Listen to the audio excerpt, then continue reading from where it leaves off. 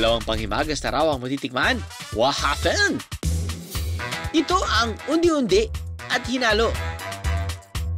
Ang kanilang pinagmulan, giniling na bigas na iniluto sa isang kawa lang. Lalagyan din ng margarine at pinikpik.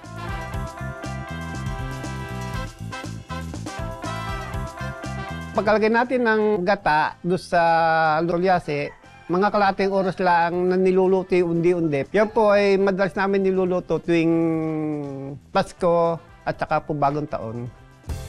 Pwede na hanguin at lantakan ng undi-undi. Pero kapag hinayaan lang natin ng magdikit-dikit ang undi-undi at paku natin,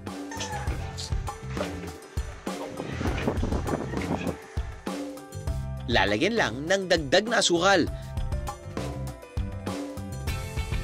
Nagiging hinalo na siya. O diba? 2-in-1 na panghimagas talaga.